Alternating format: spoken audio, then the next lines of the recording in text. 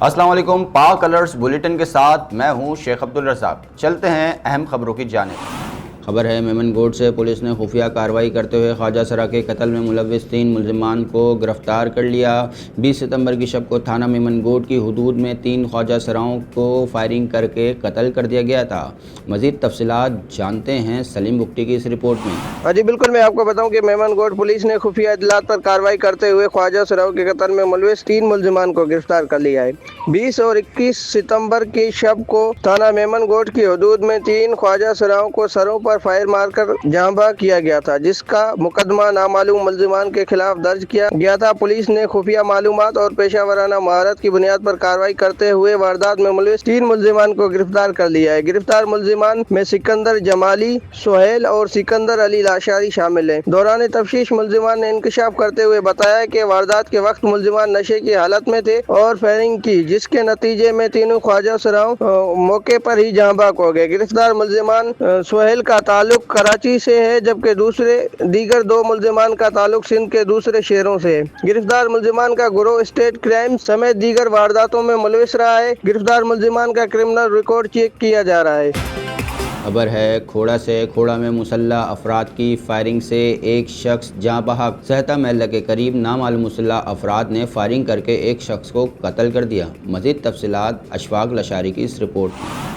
جی بالکل، یہ کھوڑا میں مسلح افراد کی فائرنگ سے ایک شخص قتل ہو گیا ہے۔ اپنے ناظرین کو بتاتا چلوں کہ کھوڑا میں ساتا محلہ کے قریب نامعلوم مسلح افراد کی فائرنگ سے ایک شخص قتل ہو گیا ہے۔ کھوڑا پولیس نے جب واردات پر پہنچ کر لاش کو گھمس اسپتال گمبڑ منتقل کر دیا ہے۔ کھوڑا پولیس نے رابطے کرنے پہ بتایا کہ نوجوان کی شناخت قربان علی چنا کے نام سے ہوئی ہے، جو سوبڈیرو کا رہائشی ہے۔ مسلح افراد موٹر سائیکل پہ سوار ہوئے، جنہوں نے اندھا دھند فائرنگ کر کے اسے قتل کر دیا ہے۔ پولیس مزید تفتیش کر رہی ہے۔ جی خبر ہے حیدرآباد سے۔ Government degree college and post graduate centre number 11 لطیف آباد میں سیرت النبی صلی اللہ علیہ وآلہ وسلم کے حوالے سے پروگرام منعقد کیا گیا۔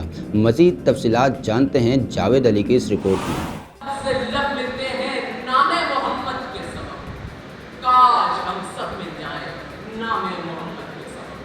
Government degree college and post graduate centre number 11 لطیف آباد حیدرآباد کے پرنسپل پروفیسر ذوالفقار علی خاصخیلی نے کہا ہے کہ سیرت النبی پر پروگرام منعقد کرنے کا مقصد طلبہ کو نبی کریم کی تعلیمات اور اخلاق کی جانب راغب کرنا ہے، کیونکہ نبی پاک صلی اللہ علیہ وسلم کی زندگی پوری انسانیت کے لیے کامل رہنمائی ہے۔ کالج میں طلبہ کے درمیان قرأت، نعت اور تقریر کے سندھی، اردو اور انگریزی زبان میں منعقدہ مقابلے کے پروگرام سے خطاب کرتے ہوئے انہوں نے کہا کہ نبی پاک صلی اللہ علیہ وسلم کی زندگی انسانیت کے لیے ایک مکمل دستور اور روشنی کا سرچشمہ ہے۔ پروفیسر ڈاکٹر مشتاق تھیبو نے کہا کہ نبی پاک صلی اللہ علیہ وسلم کی تعلیمات محبت، عدل اور اخلاص کا پیغام ہر دور کی انسانیت کے لیے رہنمائی ہے۔ پروفیسر ڈاکٹر مجیب اللہ منصوری نے کہا کہ اگر ہم حضور صلی اللہ علیہ وسلم کی سیرت پر عمل کریں تو ہم اپنی ذات کو سنوار سکتے ہیں اور معاشرے میں امن، بھائی چارے اور اخلاص کا پیغام عام کر سکتے ہیں۔ قرأت، نعت اور تقریر کے سندھی، اردو اور انگریزی زبانوں میں منعقدہ مقابلے میں طلبہ نے رسول پاک صلی اللہ علیہ وسلم کی زندگی، اخلاقی تعلیمات، عدل اور انسانیت کے لیے کی جانے والی جدوجہد پر تفصیل سے روشنی ڈالی۔ تقریب میں پروفیسر اعجاز سمو، پروفیسر مختار احمد، پروفیسر ساجد چانڈیو، پروفیسر نسیم عباس ملہ، پروفیسر سلیم اجڑ اور دیگر اساتذہ نے بھی شرکت کی اور طلبہ کی کارکردگی کو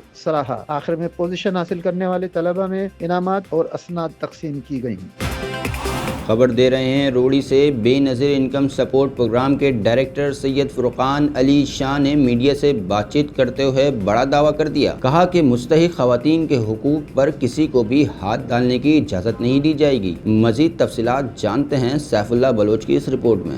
روڑی بے نظیر انکم سپورٹ پروگرام کے ڈائریکٹر سید فرقان علی شاہ نے میڈیا سے بات چیت کرتے ہوئے واضح دعویٰ کیا ہے کہ مستحق خواتین کے حقوق پر کسی کو بھی ہاتھ ڈالنے کی اجازت نہیں دی جائے گی۔ انہوں نے کہا ہے کہ جن افراد نے مستحق خواتین کی رقم میں کٹوتی کی ہے ان کے ڈیوائس بند کر دیے گئے ہیں اور آئندہ اگر کسی نے ایسی حرکت کی تو اس کے خلاف قانونی کارروائی عمل میں لائی جائے گی۔ ڈائریکٹر سید فرقان شاہ کا مزید کہنا تھا کہ بے نظیر انکم سپورٹ پروگرام عوامی فلاح بہبود کے لیے ہے۔ دیکھیں ہم یہاں پہ صبح جو ہمارا ٹائم ہے 8 بجے سے آنا، ہم 8 بجے آ جاتے ہیں، یہاں پہ کراؤڈ مینیج کرتے ہیں، ان کو آرام سے سکون کے ساتھ بٹھا رہے ہیں ڈسپلن کے ساتھ انہیں ہم بغیر کسی کٹوتی کے ہم ان کو ڈسبرسمنٹ کر رہے ہیں. اس پروگرام سے ناجائز فائدہ اٹھانے والوں کے خلاف زیرو ٹالرنس پالیسی اپنا گئی ہے. کسی کو بھی غریب عوام کے حق پر ڈاکہ ڈالنے کی اجازت نہیں دی جائے گی. لودھرا تھانے گلے والے کی حدود میں ون ویلنگ کے شوقین مسافروں اور شہریوں کے لیے وبال جان بن گئے. آئے روز دن دہاڑے ریلوے اسٹیشن پر ون ویلنگ معمول بنا لیا گیا. انتظامیہ خاموش تماشائی بنی ہے. مزید جانتے ہیں ملک ارشد کی اس رپورٹ میں. جی بالکل، میں اس وقت موجود ہوں لودھرا کا دیہی علاقہ ہے گیلےوا ریلوے اسٹیشن پہ، جہاں پہ جو ہے نا ون ویلنگ اور ریسنگ کا سلسلہ جو ہے نا بہت ہی عروج پر جا رہا ہے. جہاں پہ جو ہے نا جب ٹرین کی آمد رفت ہوتی ہے، جو مقامی شہری ہیں اور مسافر حضرات ہیں، ان کو جو ہے نا یہاں پہ کافی مشکلات کا سامنا کرنا پڑتا ہے. اس حوالے سے ہمارے ساتھ ریلوے اسٹیشن کے جو ماسٹر ہیں سید گلزار حسین، مزید ہم ان سے بات کرتے ہیں، وہ کیا کہتے ہیں. جی سر آپ بتائیں. جی بھائی جان، بات یہ ہے، پہلے تو آپ کا بہت شکریہ، آپ نے اس حساس موضوع پر میرے ساتھ بات کی، آپ کا بہت شکریہ. بات یہ ہے کہ ہمارے گیلےوال اسٹیشن پر بعض اوقات اس قسم کے چھوٹے موٹے واقعات رونما ہو جاتے ہیں، جس میں جو نوجوان لڑکے ہیں وہ موٹر سائیکلیں لے کر پلیٹ فارم پر آ کر ون ویلنگ بھی کرتے ہیں اور ریسیں بھی لگاتے ہیں، جس کی وجہ سے جو ہے مسافروں کو بھی پریشانی ہوتی ہے اور ساتھ ہی ہمارے اسٹیشن کے نظم و نقش میں بھی خلل پڑتا ہے. تو بار بار ہم ان کو روکنے کی کوشش کرتے ہیں.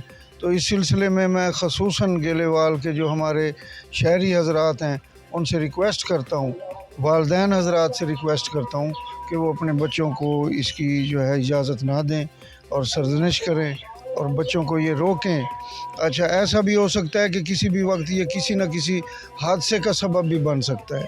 تو لہٰذا اسٹیشن کے ماحول کو مد نظر رکھیں اور جو عمائدین علاقہ ہیں، معززین گیلےوال، خصوصاً جو پریس کے بھائی ہیں، ان کو بھی ہم ریکویسٹ کرتے ہیں کہ اس میں ہماری ہیلپ فرمائیں اور اس کی روک تھام فرمائیں. آپ کی مہربانی. ہمارے ساتھ مزید ایک شہری موجود ہے، ہم ان سے بات کرتے ہیں. جی آپ بتائیں، یہاں پہ جو ون ویلنگ کا سلسلہ ہے کتنا عروج پر ہے؟ یہ بہت زیادہ عروج پر ہوتا ہے. لوگ یعنی کہ نا ان کو احتیاط کرنی چاہیے کہ اسٹیشن ہے، یہاں پر گاڑی کو سائڈ پہ لگا کے اگر کوئی اس کے مہمان ہے تو اس کو لیں.